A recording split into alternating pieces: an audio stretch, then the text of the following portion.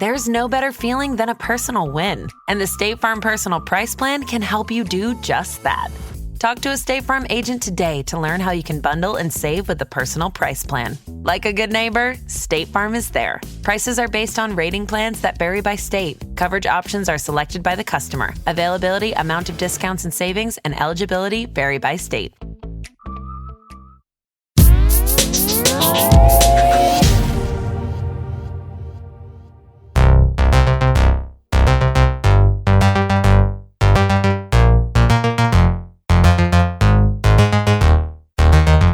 Hello and welcome to Fintech Insider Insights. I'm Kate Moody, Customer Strategy Director at 11FS. Since it launched Australia's first mobile-only digital bank back in 2018, Up has set out to connect younger customers with digital savings, payments and lending. Up has recently celebrated its 6th birthday and has announced that it's on the verge of hitting the million customers milestone. Now it's setting its sights on reaching all of Australia's 6 million 18 to 24-year-olds. And along the way, Up even won an 11FS Design Award back in 2022 for Best Experience Design for Consumers, which our judges said showed a clear connection between the insights that drive the product and the resulting experience design. Leading the charge is Xavier Shay, CEO of Australian digital bank Up and CDO of Bendigo and Adelaide Bank. And I'm genuinely, embarrassingly excited to be speaking to him and finding out more about the Up journey. Welcome to the show, Xavier. It's great to have you on the show with us. I did say before we started recording, there needs to be a disclaimer above this. I am a massive Up fan. So obviously I will try and bring some critical questioning to this. So it's not just me gushing for an hour. But yeah, how are you doing? And what should people know about Up before we get started? Yeah, thank you. Thank you for having me. I mean, you captured a lot of that in your intro. I think with Up, we're really trying to become the essential financial brand for a younger generation. Everything we do is aimed at giving our customers better control over their finances, helping them make better informed decisions and ultimately improving their financial well-being. But actually, I kind of want to go one step further than that. It's not just about well-being. It's actually about, hey, this is kind of fun. I'm actually kind of into this now. You can almost trick people into engaging with their money. And I think particularly in an age where a lot of people are too scared to look at their bank account, I think that's really powerful. Yeah, no, it's absolutely huge. And obviously you've sort of set out there kind of the core mission of Up, and we've I suppose just said in the intro that it's your 6th birthday. I suppose could you maybe talk us through maybe the origin story of Up? Where did Up come from? And I suppose what has been the journey up to this point? Yeah, so as you mentioned, coming up on our 6th birthday, but Up, we started Up so as a technology company. We'd been working with Bendigo Bank for a while on some other projects, and we were looking around what we wanted in a bank in Australia, and we weren't seeing it. We weren't feeling like the banks were supporting that kind of engagement with our money that I talked about just before. And so we really set out to create the bank that we wanted, create a bank for ourselves. And I think that's kind of interesting as an origin story because a lot of banks get started by bankers and people who've been in the industry for a long time. There's a lot of value there, but sometimes when you know too much, you can get disconnected from, but actually what's the customer experience of this? Whereas for us, we were coming from it as customers. And so 6 years ago, we started a joint venture with Bendigo and Adelaide Bank to do Up. And we really set out to build the thing that we wanted. And that was tough because there's some things we've done along the way that were maybe, not how things would have typically been done. But in doing so, I think we've managed to create something that really feels different. And I think that's been really integral to the success and growth of Up. So we have grown to, we're coming up on 1 million customers, and that has primarily been through word of mouth. So our customers, about 80% of our customers join us because they heard about us from one of their mates. And I think that's super exciting because it means that people are having such a good experience that they're going out and telling their friends about it. And we definitely have some quite vocal fans, I would say, of people who are spreading the word because it has changed people's relationship to money in a relatively fundamental way. Yeah, no, I think that's really clear. You can kind of see that in terms of how your roadmap is stacked up, kind of how you kind of build incrementally. And that's awesome to understand, I suppose, Up's starting journey. I suppose I'm interested as well in your connection to Up, your journey. So I can sort of see from my notes, you started as a software engineer. Again, what's that been like, I suppose, starting from the engineering side, coming to be, now running the ship? Yeah, that's a bit of a weird anomaly in my on my resume, that one. So my background and how I got involved. So I've been involved with Up pretty much since public launch, and I had just moved back from San Francisco. So we're based in Melbourne, in Australia, and I've been working in some senior leadership roles over in San Francisco. I was at Square for a long time, and when I came back, I was still sort of taking a bit of a break. Hadn't really decided what I wanted to get back into yet, but I'd worked with some of the team at Ferocious, the company behind Up, before, and saw what they were doing with Up, and thought, oh well, that looks kind of fun, and I like working with that team, and so maybe I'll go work with that team for a little bit, sort of while I figure out what I want to do, and before I jump back onto my career ladder, if you like. And so that was really great. So built a couple of features, but pretty soon started having some opinions about how we grew the team. And when I joined, we were about 27 people, but we were growing very rapidly. And so we're at this sort of interesting inflection point where you don't all fit around a table anymore. And that's where, a lot of my background is in sort of growing teams and scaling teams. And so I sort of started getting a bit more involved in the leadership side, and then ultimately officially, so we got acquired by Bendigo and Adelaide Bank about 3 years ago. So it started as a joint venture, then they fully acquired it. And at that time, the two co-founders exited the business, and I officially took on the role that I have today as CEO of Up. Yeah, no, that makes a ton of sense. And obviously you mentioned, you touched on being at Square. Like, what have you taken from your time at Square? Obviously, like for our listeners, one of the hugest, oh my days, it's early morning here, I'm not going to use proper words, one of the biggest fintechs in this, right? But yeah, what's that been like? Yeah, I mean, it was an amazing experience. I was there for a bit over 6 years in a number of different roles, and I think seeing that company grow from 150 person company when I joined with one of the first editions of the Reader just in the US market to when I left, about 3,500 people, public company, multiple international markets, just sort of seeing that growth and the caliber of people that I got to work with while I was there was just absolutely incredible for me. Really learned a lot about how you run large-scale technology teams and large-scale projects. And very, very grateful for the experience I had there. And I think it set me up really well for the position I'm in now. Because to be honest, it's a similar thing at Up. We're growing and scaling a technology team in financial services.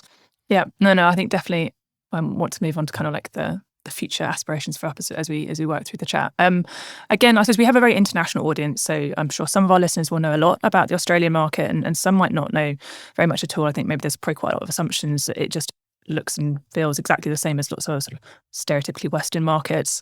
Right. Is that true? I mean, what is it that makes the Australian market distinctive for you guys as a bank, as a fintech? Yeah, so the Australian fintech market is very dynamic, rapidly growing. We've seen a significant shift over the last couple of decades towards more digital banking and financial services. That's obviously driven by technology and consumer expectations, but there's been strong regulator engagement and involvement over that time as well. So it's a pretty supportive regulatory environment. So we've got initiatives like open banking that have provided some really good infrastructure for innovation. We've got the MPP network for instant payments. So we have free instant payments, free for the customer instant payments, which is pretty cool. Not every market has that. And so, but then you've also got, Australia's still a relatively small market. And so we've got four major banks in Australia, and then a couple of mid-tiers and a few smaller banks. So there's actually relatively small amount of competition. However, a lot of those banks are relatively well advanced in terms of their digital roadmaps. And so unlike some other markets where digital challenger banks have been able to come in and sort of compete against legacy banks that didn't really have anything, that's not really what the landscape has been like in Australia. All the major players have relatively established propositions, and so coming in, we really had to invest in, well, how's this actually going to feel different? Because if we're just competing on features, we're never going to win. Yeah, and you can see that come through in your tone of voice, in your marketing, right? Like you've clearly made that decision to be very different, to be very distinctive. Again, if any of our listeners haven't jumped on your website, I feel like you could literally just jump on for about 2 seconds and you'd be able to see what we mean, right? You'd get the sense of it, yeah. Yeah. Hope you like bright colours. Yeah, absolutely not one to go to for a hangover, I suspect, probably. But yeah, how did you get to that? Like, has that been kind of the brand from day one? Has that kind of been an evolution? Talk us through that. Yeah, that's pretty much been our brand from day one. Obviously, it's evolved slightly, but the general vibe has been pretty similar.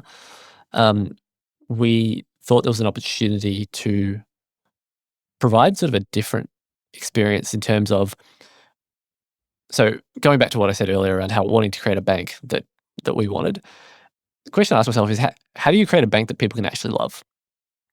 Because that's not really an emotion people tend to associate with banks. And a big part of that comes down to the brand and how it feels. And a lot of our feedback actually comes in the, hey, I'm having these weird feelings. Like I'm excited to receive the newsletter from my bank, and I'm not used to that feeling. That's not how this is supposed to feel. And so for us, really positioning it sort of differently was important. And that came with challenges too, because particularly early on, a lot of the feedback we got was, well, doesn't feel serious enough. Like, do I trust this thing? There's a trust issue. But I think the interesting thing about trust is that, like, over the long term, if you can develop trust, like the two ways to develop trust, right? You can sort of pretend to be serious in the same way that other people are serious, or rather than pretend to be serious. Like, we could try and be bigger than we are and present like a big established financial institution, but we're not, right? We stand on the shoulders of Bendigo and Adelaide Bank, which is very important. But we were like, we don't want to try and pretend to be something we're not. Let's just try and instead we can be authentic, and then over time people will get used to the idea, right? People weren't used to the idea that a bank could look and feel like this, but if you can stay around long enough, then people get used to the idea. They tell their friends, and you build up this social proof and social trust. Yeah. No, it's interesting because, again, I've often used Up as an example when we're talking to large incumbent banks and they're looking to do something new, and they kind of ask us for examples of people that are doing things a bit differently. You guys often crop up as something I'll put in front of them, and they often will look at the branding and would just be like, oh, geez, we could never do that. And I think quite often the pushback is, yeah, it's fine for a transactional card, it's fine for like spending, but if you want to get into the serious stuff, if you want someone to do like the big financial products with you, that's not going to fly. And I think it's super interesting now to see, you guys are now starting to evolve the roadmap. You've got the home deposit builder. I guess maybe are you yeah, and the home loan as well. Yeah, are you seeing that? Is it becoming more of a challenge as you move into some of these maybe slightly more serious grown up topics, or do you think it's kind of playing through? No, we actually see a bit of history repeating itself in terms of now we don't hear, oh, I don't know if I trust that bank anymore. We've been around long enough that people sort of get that, oh, but I don't know if I trust them enough for a loan. It was when we first came out. But now we've been around a bit more, people have gotten used to the idea, more people have got it, more people have seen, actually, this is a really good product, this serves us really well, start telling their friends, and then you sort of build up that social trust again. So I think the other interesting thing we can do is, because our brand is because we've built it from scratch, we're not having to sort of either respect a different brand or grow within the confines of a different brand. And this is often a challenge for bigger, more established players. The advantage they have is their brand, but if they want to do a new brand, they either need to hook onto their old brand, which comes with a whole heap of baggage, or do a new thing, but then they don't have any inherent advantage in doing something completely new. And so the fact that we've actually managed to build up a genuinely new brand, I think creates quite a lot of moat for us. Yeah, no, absolutely. And I suppose you've mentioned several times this kind of this relationship with Bendigo and Adelaide Bank. How, again, lots of people might just assume like, oh, an incumbent traditional bank buys a cool, fun brand, they kill it. Like, doesn't seem to be the case from the outside. What is that kind of working dynamic like? Like, how has that transition felt as you guys have moved from being the JV into kind of being acquired? Yeah, it's gone really well. It's gone shockingly well, actually, given precedent in other places around the world. To your point, typically this story doesn't work. But, we're now 3 years in. Pretty much the vast majority of the team that came over at acquisition are still here. And we've also grown the team quite significantly since. And so there's a few things that have gone into that. I think the first was an acknowledgement from Bendigo that, hey, there's something different going on here that we maybe don't fully understand, but let's not try and crush it before we've sought to understand it. So let's give it a bit of breathing space, bit of room to grow, bit of room to be a bit weird. And that came from a strong commitment from the board and exec all the way down. as part of that acquisition. So that really helped. The other thing that really helps is fundamentally there's really strong values alignment with what we're trying to do. Particularly for international listeners, you might not know, Bendigo and Adelaide Bank, it's a very strong community focus. They've got one of the largest community bank networks in the world. They put a lot of money back into the community. So a very strong social climate community focus, which resonates a lot with what we're trying to do with Up and the team here as well. And so you combine those two things and the fact that by being part of the group, we've actually been able to move faster because ultimately we're here to try and get things to customers. And now that we're sort of inside the tent, if you like, we can have more productive conversations at boundary points and actually figure out more effective ways of collaborating. And as a result, continue to keep pace of delivery and innovation. Yeah, again, I think that'd probably be a thing where somebody listening in from another big bank that has maybe thought about acquiring or has acquired would be like, wait a minute, like you're still delivering stuff at speed. Like, again, how have you managed to maintain that delivery cadence once you move into a big regulated entity? Not to say that you weren't regulated before, right? But I assume it's different. Yeah. Previously, we're still regulated through the whole chain. It's a bit simpler when you're part of the company rather than a material outsource provider. But the important part is being regulated doesn't mean you're slow. I think that's really important. You can do the work to get appropriate controls in place that help you move fast at speed. You have to have good brakes, but that's work that you can do. And I don't think there's anything inherent to being regulated that means that your pace of delivery has to dramatically slow.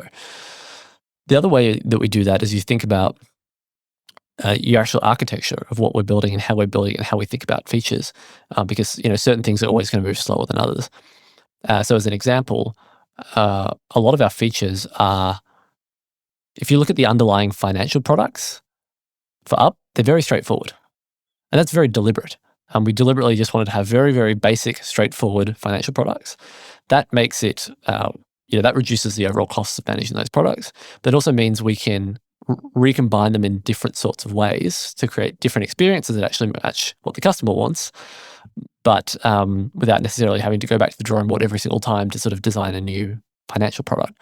And so choices like that, choices like some of the architecture that we've built out on the technology side to decouple us from some of the core systems have really helped keep that speed up. Yeah, no, I'm sure that will be just the word decouple, I'm sure will be like making a lot of people who work in the tech side of Lemon First be very, very, very happy. And I suppose, we touched on the start of the show, I suppose the core mission of Up. I suppose we've not really talked necessarily about some of the features, the experiences that you guys have created that are actually helping customers to manage their money differently. So of the stuff that you've shipped so far, what are you most proud of? Oh, that's like picking a favorite child, that is. I know, I'm a harsh mother, sorry. I reckon there's probably, I'm going to take two. If I'm allowed okay, to. I'll let you. Okay, so one of them's a product we have, or a feature, called Save Up 1,000, and the intent of this is help you save your first $1,000. Saving your first $1,000 is like a really important milestone. There's been a whole heap of research that if you can get your first 1,000, then that helps you develop the habits to sort of become a lifelong saver, and convince yourself that this can actually lead to outcomes that you want. So we've created it's basically 52 weeks. You sign up every week, you get a bit of a nudge. Okay, it's time to save this week. And we give you you can save $3, $27, whatever. You have to pick your ticket for the week. So you have to choose, okay, is this, can I save $20 this week, or can I only save $3, or do I need a pass this week? And then, we have sort of visual cards where you sort of reveal a bit more of the graphics as you save. And so the idea is just making it really, it's almost on autopilot. Like if you get the push notification, you do the thing, it feels fun, and then before you know it, years gone by, you saved $1,000. And it's one of those ones that it sounds really simple when I talk about it, but actually all the little touches in that experience really drive that engagement and really make people want to do it, make people feel like they want to do it. Big piece of feedback we get is when people finish it, they're like, oh my God, that changed my life. Where's Save Up 2,000? Where's Save Up 4,000? So I think that's a really good example of just putting a bit of a twist on savings, but in a way that's really, really customer focused. The other one is actually another twist on savings, which is a feature we have called Maybuy. And this is a feature where you send it, say something you want to buy, like you want to buy a fancy jacket. I don't know. You sort of share it with the app. So if it's on a website or whatever, you share it with the app. It automatically scrapes it, gets a little thumbnail for you, gets a little title, figures out how much it is, and then sets you up with a savings plan to say, okay, do you want to save for this over 4 weeks, over 6 weeks, over 8 weeks? And then helps you set up auto transfers to save for that thing. And so you can go to a place in the app where it has all the different things, all the different items you're saving up for. And then at the end, it gives you a bit of a, okay, great, you've saved up the money. Do you still want to buy it? And if you say yes, well, off you go. And if you say no, well, great, you've got the money there, goes back into the pool. And this feature resonated really, really strongly for a couple of reasons.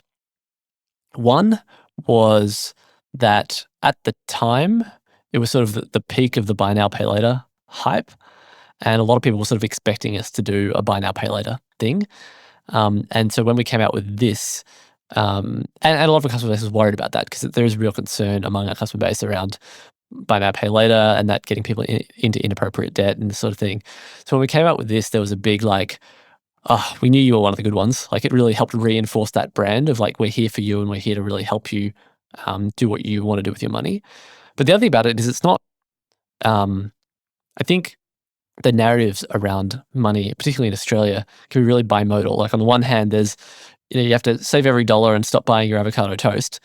And then on the other, there's like, hey, you're worth it, spend now and, figure it out later. The more buy now, pay later sort of typical pitch. But I think there's something more in the middle, which is if we're helping you buy a thing that's going to bring you joy and you're doing it with money that you can afford or that you've made a conscious decision to spend on that thing, like power to you, like if you've got all the information and you're engaged in making a sensible decision, that's the vibe I want. I don't want to judge you for what you're spending your money on. That's not the point. I never want to sort of say, oh, well, maybe should have saved an extra $1 this week. That's not what we're after. It's about giving you the insight that you need to make good decisions. And so with this Made By product, at the end of it, 50% of people don't buy the thing. Interesting. But 50% do. 50% say, yes, you know what? This is not an impulse buy. I've thought about this. I've saved up for it. I'm feeling good about it. I'm going to buy this thing. And I think that's just really, I think that's another really good example of actually, and then the other thing about that is had a whole heap of customers write in and say, thank you, I've been doing this in a spreadsheet. You know what I mean? And so I think the more we can just create features because a lot of customers don't know how to do a spreadsheet. I like to say that Up is for people who wouldn't otherwise do a spreadsheet. But then if you can take the people who would make a spreadsheet and say, hey, I don't need to anymore, that's bonus, I reckon. Oh, for sure. Like if I had £1 for every time I've interviewed a customer and they've talked about a spreadsheet or they've like pulled their spreadsheet up on screen, I think it's the ultimate. Everyone always talks about competing with other banks or other fintechs. Like really, you're competing with the spreadsheet. Absolutely. Yeah. Coming up, I'm going to continue the conversation with Xavier. We're going to discuss Up's future, their plans for expansion. It's all coming up after this super quick break. Don't go anywhere.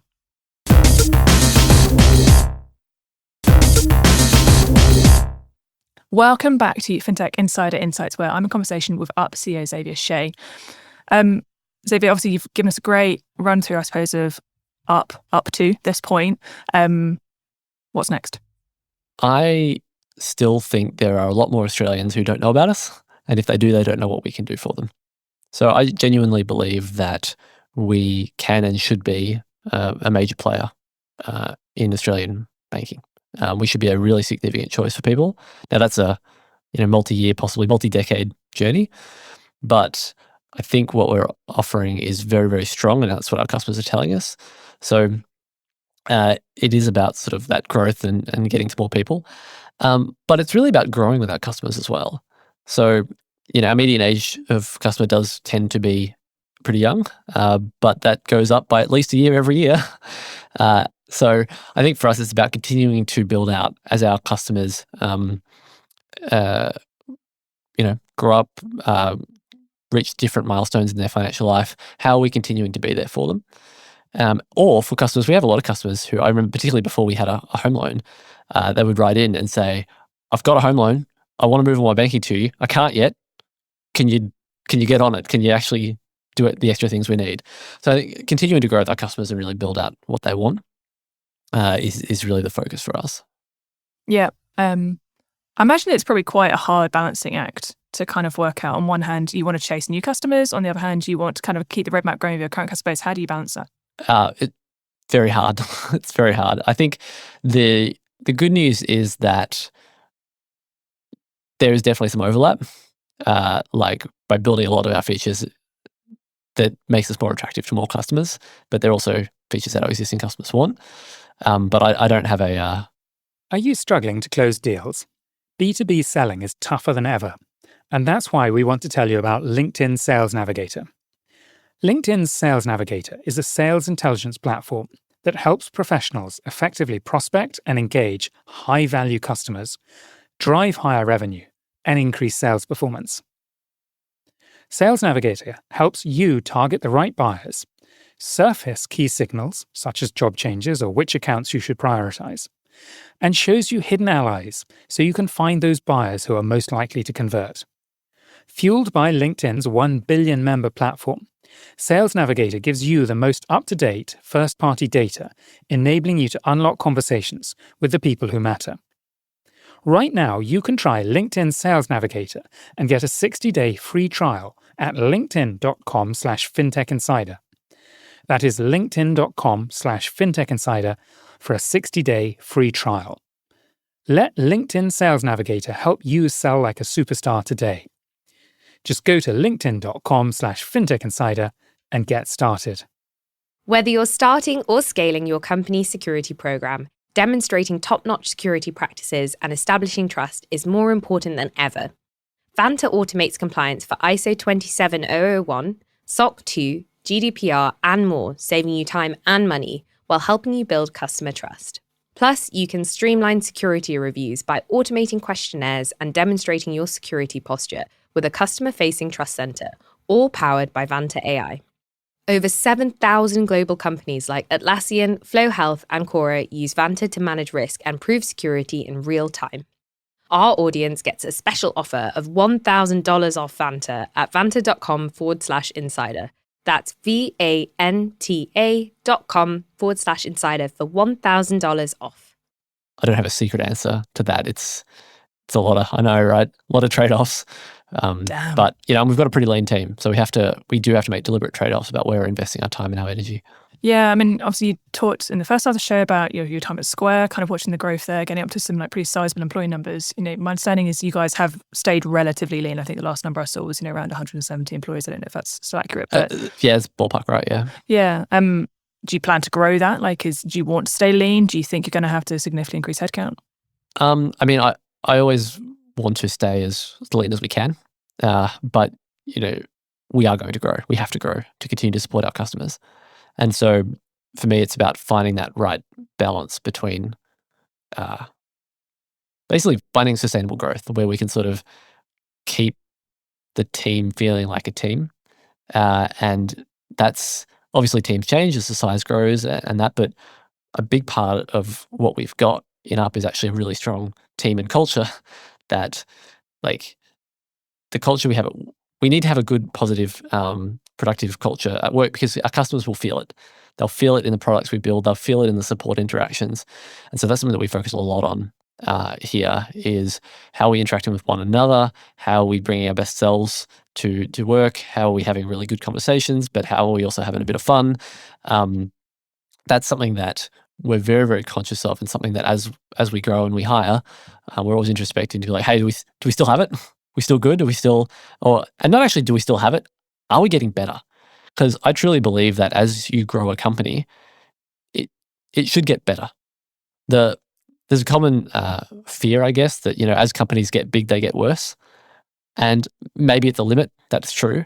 But certainly for companies around our size, as you grow, you get to work with more awesome people. You get to work with more specialists that maybe you couldn't justify when you were smaller. You get to get a bit more support, a bit more help. And I think that's been our experience so far, is that as we've added more people to the team, it's meant we've had more awesome people to work with, which has been really cool. Yeah, it's something that I know we as LMNFS, I know particularly kind of our CEO David is super passionate about. How do you maintain culture in an organization as you scale? How are you trying to kind of maintain that culture as you bring new people into the business? Well, how are you bringing people into the business and checking they align with what you want to do? Yeah. I mean, I think the main one is reinforcing that culture is everybody's job. And so when people start or before they start, but also then I reinforce when they start, is I expect people to look around, pay attention, reflect critically, and then feed back into what we've got going here. Like, how do we improve? And I think that has to be everybody's job. If that's sort of seen as, oh, well, that's the boss's job, or that's that's people and culture, that's their job. It's like, no, that's not really, that doesn't work. So you need to find people who do want to invest in the place that they're working in. And that's contagious. Like, I think that's true of actually most people. So if you sort of create the conditions where that's expected, most people rise to that. No, I think that makes a ton of sense. Obviously, the ambitions you have are pretty chunky, which is great to hear. You touched in the first half of the conversation the fact that a lot of your growth so far has been organic, has been driven by word of mouth. If you want to become this big bank in Australia, is it about just more of the same? Are you going to have to kind of think about other channels to kind of get your brand out there, get your message out there? Yeah, I mean, referrals is always going to be the backbone of our growth. That's the plan, at least. We do have a very strong product, and generally our NPS is very, very high and stronger than pretty much everybody we compete against. And that drives the referral volume.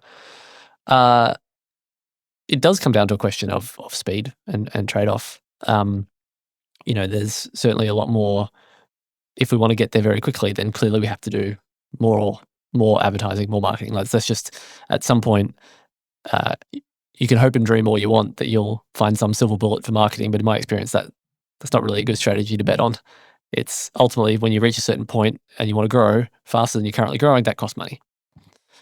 And so I think for us, I'm actually not in a rush. Like, obviously I want to grow fast, from a customer's perspective. But I'm more interested in actually keeping that real core of, are we getting the right customers? And are we getting customers? Like, we look a lot at referral quality. So for me, it's not just about referrals. It's, are the people coming in? Are they actually sticking around using the product? I don't just want people to come in the door and bounce off.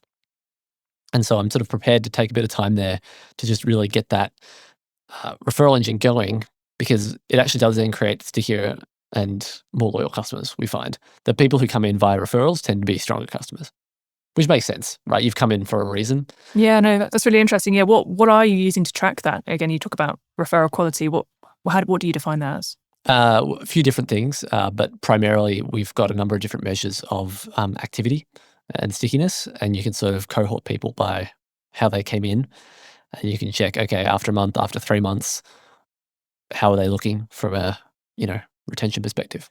Yeah, no, makes sense. And we touched on your favorite children before the break. What problems have you not yet solved for your customers that you're most passionate about solving in the future? Yeah, I think there are more credit scenarios. I think a lot about responsible credit. It's a very fine line. I think there's a lot of places where credit gets people into trouble, but there's also a lot of places where credit really unlocks things for people. So I think, a home loan's a pretty obvious example of that. For if that's the right thing for you to get, that is usually a good financial decision for a lot of people. So I think a lot about that. There's a really interesting thing in, I think, most markets, but particularly Australia, where there's this really interesting link between credit cards and reward points, which is super interesting because there's no inherent link between those two things, right? They're two very different. Do you want credit for various reasons, or do you want to get rewarded for doing stuff? I mean, I know why they're linked from an industry perspective, but from a customer perspective, it's kind of a bit weird that they're packaged together from my perspective.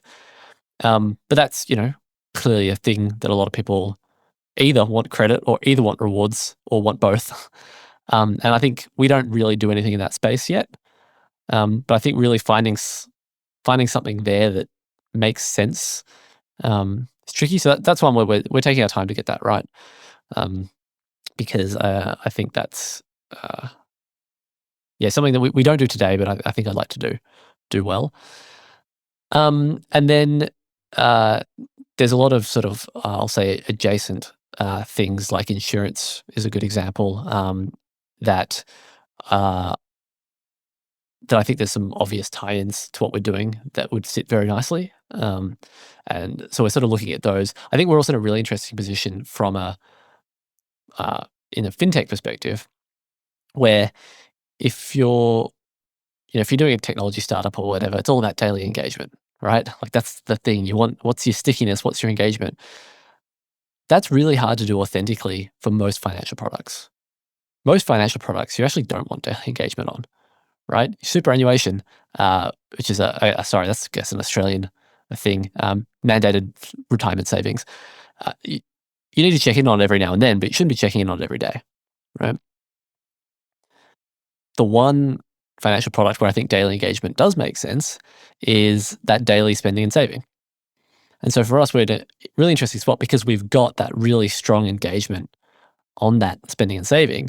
We can actually provide other financial products to our customers in a way where we don't need to engage them on that specific part of the app every day. And so I think it actually puts us in a strong position to really authentically provide people with the right solutions for them at the right cadence for them, because we've already solved, if you like, that stickiness issue with our savings and spending. So that's kind of how I think about the ecosystem that we're playing in, and maybe some of the inherent advantage we have given that that's where we started. Yeah, no, absolutely.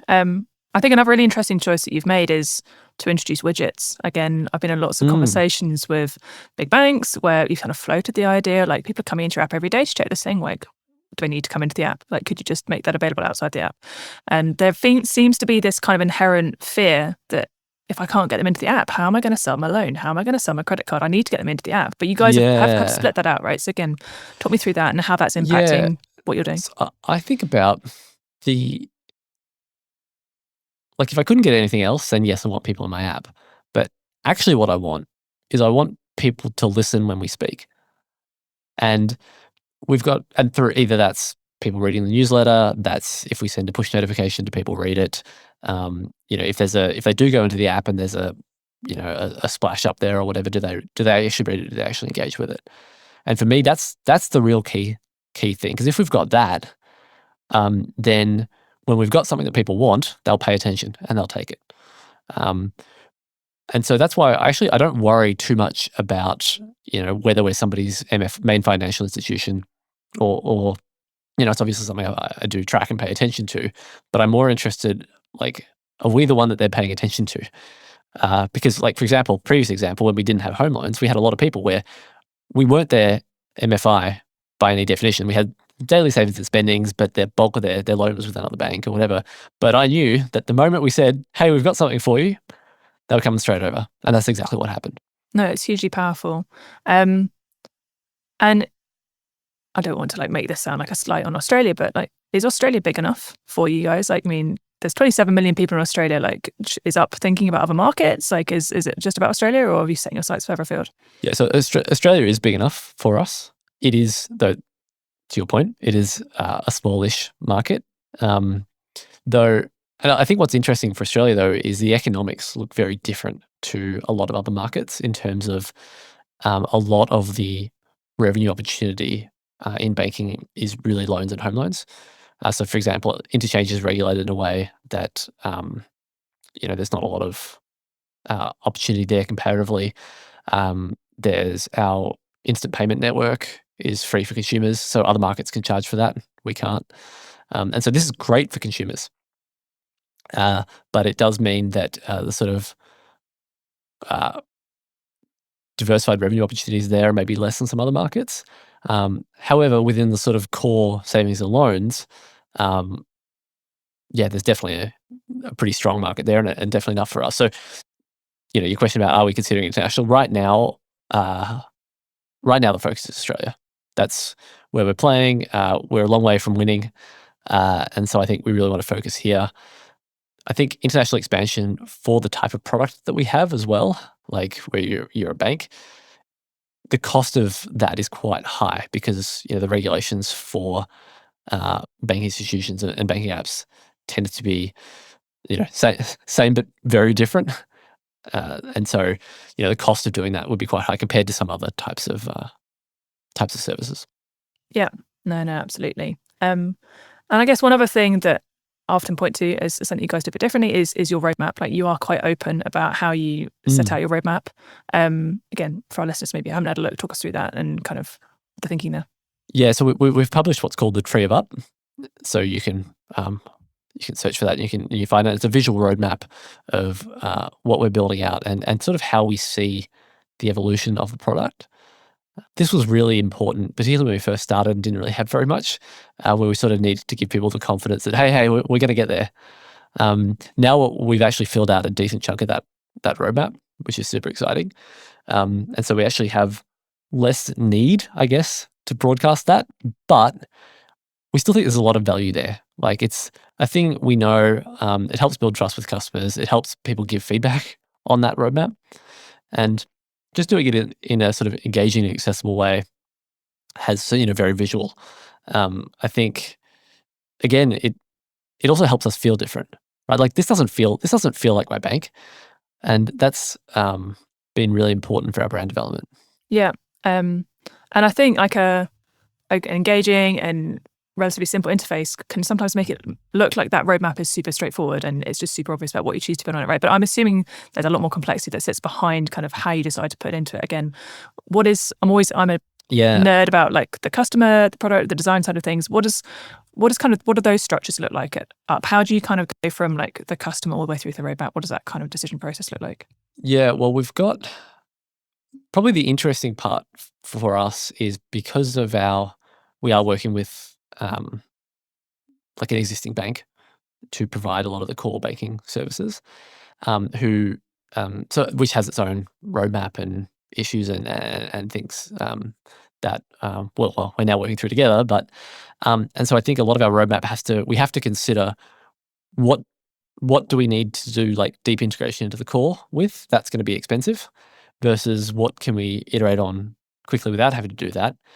And that really drives a lot of our prioritization decisions in terms of there's things we'd probably want more, but they're just going to take a bit longer. We can only have so many of those in flight at the one time. As far as the actual cadence of doing it, we've got a very strong product organization. And so we've sort of got product designers, and then, engineering leads, relatively standard, I'd say, configuration. And then we kind of do a quarterly full day session where we're sort of aligning the teams on, okay, what metrics are we getting after, what bets are we taking? And, we're at the point now where we do have multiple teams working in different areas. And I do work a lot on how we pushing prioritization decisions down into those teams as much as we can. So I sort of see my job as getting what the teams are, right, and getting them right sized. But then the day-to-day prioritization, we do try and push that as much as we can. Say, look, okay, if you're getting after savings and loans, okay, well, we can agree on what metrics you're trying to move. I'm going to try not to second guess your prioritization decisions within that too much. Now, of course, there has to be a bit of an overlay to make sure everything hangs together, and that's where having a really strong product org comes into it. But that's kind of how I think about it. Yeah, absolutely. And annoyingly, from my perspective, I'm getting told that we're coming towards the end of the show, so I need to kind of. I could like waffle on all day, just like asking more questions. If we came back and chatted again in 5 years' time, where would you like Up to be? Right now, if you walk down the street and ask a random person if they've heard of Up, they're probably going to say no. I think 5 years from now, it's going to be an obvious yes. Go back to what I said right at the start. Essential financial brand for younger generations. For me, that doesn't necessarily mean that everybody uses us, because we might not be appropriate for everybody, but it's part of the landscape. It's part of, no, of course I know about Up. And I think just because at that point, that means that if people aren't using it, it's because we're not working for them. It's not because they don't know about us. So that's the first one. And then I think all the customers that are Up customers today, they're still here. And we've actually grown with them, supported them in their journey, and ultimately, hopefully, led them to better financial outcomes than maybe they would have got otherwise. Because ultimately, that's really the standard we hold ourselves to is, are we providing tools that are helping people with their financial goals more than if they weren't using us? Sounds kind of straightforward, but I think that really helps keep us honest about, are we actually doing something that matters? Well, I'm pretty confident you'll get there, but fingers crossed. That wraps up today's discussion. Thank you so much, Xavier, for taking the time to join us. Where can people find out more about Up, find out more about you? And maybe Up.com.au will sort you out. As you mentioned at the start, might need your sunglasses. It's pretty bright. But yeah, that's where I'd start. Yeah, we're heading into autumn, winter in the Northern Hemisphere at least. So, it'll brighten up your day it'll for sure. Bring you some joy. Yeah, no, absolutely. And you can find me, Kate Moody, on LinkedIn or kate.lenfest.com. But yeah, definitely go have a look at Up instead. Much more worth your time. Thank you so much for listening. If you like what you've heard, follow our podcast and don't forget to leave us a review. It helps us to make it better and helps others to find the show. As always, if you want to join the conversation, find us on social media. Just search for 11FS or Fintech Insider or email podcast@11fest.com. Thanks very much. Goodbye.